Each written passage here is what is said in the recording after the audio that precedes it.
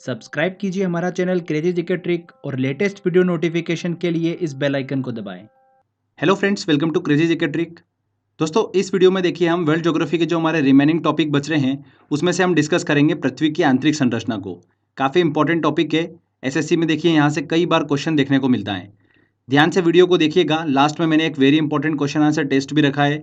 जो last year exam में question पूछे गए इस टॉपिक से और जो पूछे जा सकते हैं वो सारे क्वेश्चन टेस्ट में मैंने लिए हैं, तो टेस्ट जरूर लगाइएगा। चलिए फ्रेंड्स, हम वीडियो को स्टार्ट करते हैं। देखिए, एक एक चीज़ ध्यान से समझिएगा। किसी भी पॉइंट से क्वेश्चन एग्जाम में बन सकता है। पृथ्वी की आंतरिक संरचना की बात करते हैं तो पृथ्वी के आंतरिक भाग की सही जानकारी जो है अभी तक प्राप्त करना संभव ही नहीं हो पाया है, क्योंकि पृथ्वी के आंतरिक भाग को मानव ने कभी देखा ही नहीं है। अफ्रीका की जो सोने की खदानें हैं वो भी 3 से 4 किलोमीटर तक गहरी हैं। इससे ज़्यादा की गहराई में जा पाना अभी तक संभव ही नहीं हो पाया है, क्योंकि जैसे जैसे पृथ्वी की गहराई में जाते हैं तापमान जो है, टेम्परेचर जो है बहुत ज़्यादा बढ़ने लगता है। आज तक का अगर सबसे गहरे ड्रिल की भी बात करें तो आर्कटिक महासागर के कोला क्षेत्र में 12 किलोमीटर की गहराई तक ही वो ड्रिल हो पाया है। और ज्वालामुखी भी जो है हमें 60 किलोमीटर से ज़्यादा की गहराई की जानकारी जो है वो नहीं देते हैं। तो भूवैज्ञानिकों ने बहुत सारे सोर्सेज की हेल्प से पृथ्वी की आंतरिक संरचना का अनुमान लगाया है। अब वो सोर्स कौन कौन से हैं वही हम अच्छे से डिस्कस करेंगे। देखिए, कुछ प्राकृतिक स्रोत भी है, कुछ अप्राकृतिक स्रोत भी है जिसकी हेल्प से भूवैज्ञानिकों ने अनुमान लगाया है। तो देखिए, प्राकृतिक स्रोत में क्या क्या आता है, जैसे कि ज्वालामुखी उद्गार से, भूकंप विज्ञान जिसे सिस्मोलॉजी कहा जाता है उसकी हेल्प से वैज्ञानिकों ने पृथ्वी की आंतरिक संरचना का अनुमान लगाया है। इसमें सबसे इंपॉर्टेंट ध्यान रखिएगा, भूकंप विज्ञान सिस्मोलॉजी की हेल्प से पृथ्वी के आंतरिक भाग का देखिए अनुमान लगाना संभव हो पाया है। देखिए, भूकंप विज्ञान सिस्मोलॉजी क्या है? इसके अंतर्गत भूकंपी तरंगों की मदद से पृथ्वी की आंतरिक भाग का अनुमान लगाया जाता है। भूकंपी विज्ञान मतलब सिस्मोलॉजी।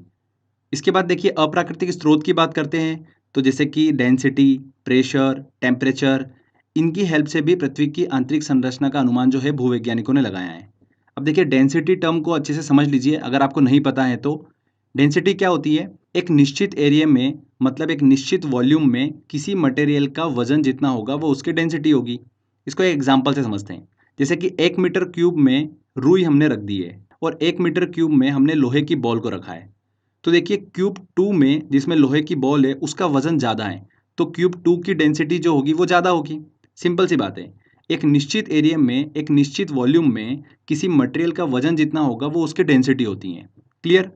और डेंसिटी का रिलेशन जो होता है वो डायरेक्टली प्रेशर से होता है। ठीक है, डेंसिटी अगर बढ़ेगी तो प्रेशर भी बढ़ता है। और प्रेशर का जो रिलेशन होता है वो डायरेक्टली किससे होता है? टेम्परेचर से होता है। प्रेशर बढ़ेगा तो टेम्परेचर भी बढ़ता है। तो वैज्ञानिकों ने देखा कि पृथ्वी के बाहरी सतह से आंतरिक सतह की ओर जाने पर घनत्व जो है, डेंसिटी जो है उसमें वृद्धि होती है। तो अगर डेंसिटी बढ़ रही है मतलब प्रेशर भी बढ़ रहा होगा।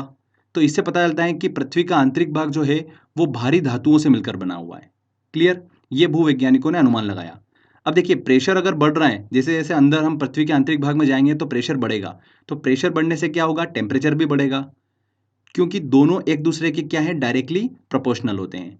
पृथ्वी की सतह से आंतरिक भाग की ओर जाने पर प्रति 32 मीटर पर 1 डिग्री सेंटीग्रेड में वृद्धि हो जाती है। ये आंकड़ा भी ध्यान रखिएगा, बहुत ही इंपॉर्टेंट है। पर ये जो देखिए वृद्धि होती है ये एक सीमा तक की वृद्धि होती है, उसके बाद देखिए वृद्धि होना बंद हो जाती है। तो फ्रेंड्स देखिए, ये प्राकृतिक और अप्राकृतिक स्रोत की हेल्प से कैसे भूवैज्ञानिकों ने पृथ्वी के आंतरिक भाग का अध्ययन किया और अनुमान लगाया वो हमने देखा। आगे देखिए, इन्हीं भूवैज्ञानिकों ने पृथ्वी के आंतरिक संगठन को 3 भागों में डिवाइड किया है। चलिए उसको हम समझ लेते हैं। सबसे पहले देखिए आता है क्रस्ट, जिसे भूपर्पटी कहा जाता है। तो क्रस्ट क्या होता है? ये एक ठोस परत होती है जो कि पृथ्वी का बाहरी भाग होता है। क्रस्ट की मोटाई जो होती है महासागरों और महाद्वीपों पे अलग अलग होती है। महासागरों में कम होती हैं और महाद्वीपों पे ज़्यादा होती हैं। होना भी चाहिए, क्योंकि महासागर जो होते हैं वो गहरे होते हैं और महाद्वीपों में सतह से हम इसको देखते हैं। क्रस्ट के निर्माण की बात करते हैं तो ये सिलिका और एल्यूमिनियम से मिलकर बना होता है। इसलिए इस परत को क्या बोला जाता है? सियाल बोला जाता है। इस परत को ध्यान रखिएगा लिथोस्फीयर के नाम से भी जाना जाता है। किसे बोला जाता है? लिथोस्फीयर। क्रस्ट को बोला जाता है। इस परत का घनत्व जो होता है वो 2.75 से 2.90 तक होता है। तो देखिए, ये पृथ्वी का सबसे भारी भाग क्रस्ट को हमने डिस्कस करा। इसके बाद देखिए, क्रस्ट के निचले वाले भाग को क्या कहा जाता है? मेंटल कहा जाता है। पृथ्वी के आयतन का 83% और द्रव्यमान का 67% जो भाग होता है वो मेंटल ही होता है। मेंटल का जो निर्माण हुआ है वो किससे हुआ है? सिलिका और मैग्नीशियम से इसका निर्माण हुआ है। अगर क्रस्ट और मेंटल में आप कंफ्यूज हो जाते हैं तो ऐसे ध्यान रखिएगा, देखिए दोनों में सिलिका सिलिका तो आ ही रहा है। एल्यूमिनियम और मैग्नीशियम में आपको कंफ्यूजन हो सकता है। तो मेंटल में देखिए एम से स्टार्ट हो रहा है और मैग्नीशियम भी एम से स्टार्ट होता है। तो उस तरीके से आप इसको याद रख सकते हैं। तो ये हमने डिस्कस करा, मेंटल का निर्माण जो हुआ है वो सिलिका और मैग्नीशियम से हुआ है, इसलिए इस परत को क्या बोला जाता है, सीमा कहा जाता है। क्रस्ट को क्या बोला जाता है, सियाल बोला जाता है। मेंटल को क्या बोला जाता है, सीमा बोला जाता है। इस परत को पायरोस्फीयर के नाम से भी जाना जाता है। वेरी वेरी इंपॉर्टेंट है। इस परत का जो घनत्व है वो कितना होता है, 2.90 से 4.75 तक होता है। क्योंकि हमने बात करी, देखिए पृथ्वी के जैसे आंतरिक भाग की तरफ जाते जाते हैं हम, तो डेंसिटी जो होती है वो बढ़ती जाती है। ठीक है, तो मेंटल की डेंसिटी जो है वो क्रस्ट की डेंसिटी से ज़्यादा होती है।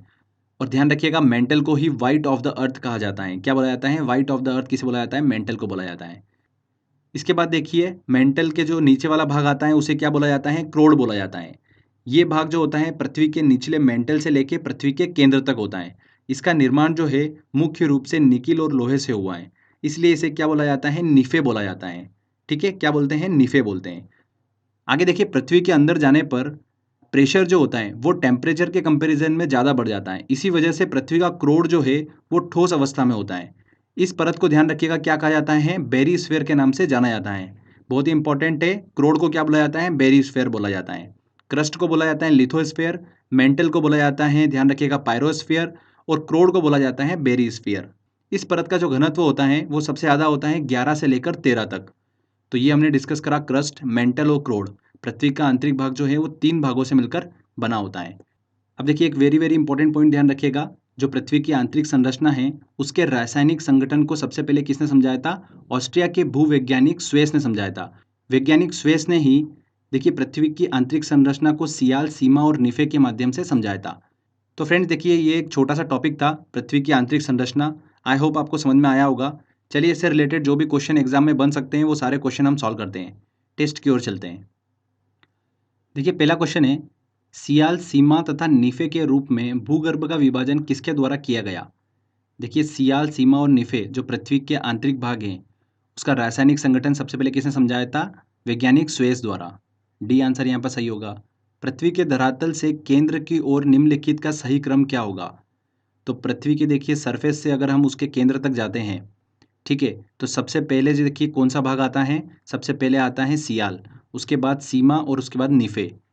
तो सियाल, सीमा और निफे, 2, 1 और 3, 2, 1, 3 यहाँ पर बी आंसर सही होगा।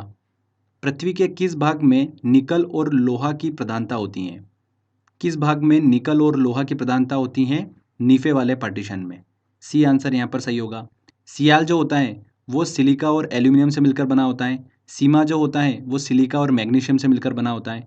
और निफे जो होता है वो निकल और लोहे से मिलकर बना होता है। ठीक है, तो ये तीनों भाग हमने देखिए पृथ्वी के डिस्कस करे थे। चलिए अगला क्वेश्चन लेते हैं।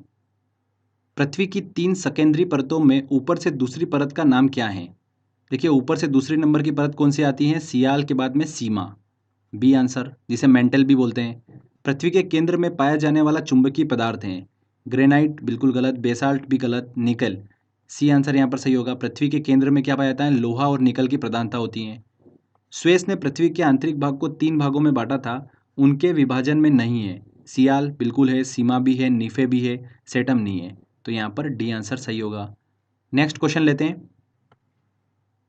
निम्नलिखित में से किस परत को बेरीस्फीयर कहा जाता है। देखिए, पृथ्वी की जो सबसे बाहरी परत होती है उसे क्या कहा जाता है, लिथोस्फीयर कहा जाता है। क्रस्ट को क्या कहा जाता है, लिथोस्फीयर।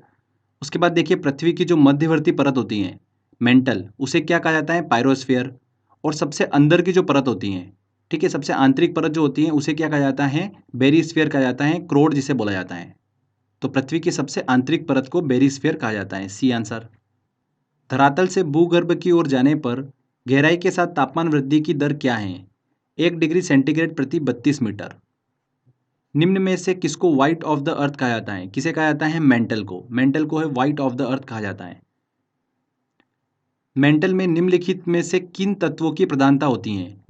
देखिए, मेंटल में किन तत्वों की प्रधानता होती है, सिलिका और मैग्नीशियम, सी आंसर। जो क्रस्ट होता है, क्रस्ट में किन तत्वों की प्रधानता होती है, सिलिका और एल्यूमिनियम। और जो क्रोड होता है उसके अंदर निकल और लोहे की प्रधानता होती है। ये बहुत ही इंपॉर्टेंट है, यहाँ से अक्सर एग्जाम में क्वेश्चन पूछा जाता है, इस चीज़ को ध्यान रखिएगा। पृथ्वी के कोर में किन तत्वों की प्रधानता होती है। कोर में देखिए किन तत्वों की प्रधानता होती है, लोहा और निकल की, डी आंसर।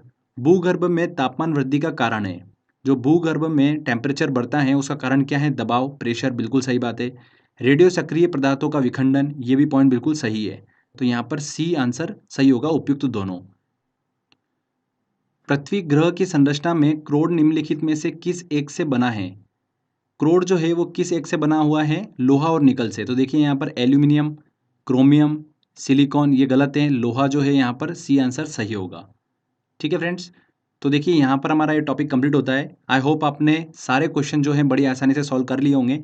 छोटा सा टॉपिक था, बट एग्जाम में यहाँ से क्वेश्चन पूछ लिया जाता है, तो कुछ बेसिक इन्फॉर्मेशन हमको बस पता होना चाहिए।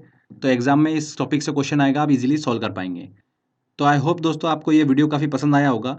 अगर आपको अच्छा लगा है तो प्लीज़ वीडियो को लाइक करिए, शेयर करिए और कमेंट करके ज़रूर बताइएगा कि वीडियो कैसा लगा। अगर आपने अभी तक चैनल को सब्सक्राइब नहीं करा है तो सब्सक्राइब भी कर लीजिए, क्योंकि इस तरीके के जब भी वीडियो मैं अपलोड करूँगा आपको उसका बेनिफिट मिलता रहेगा।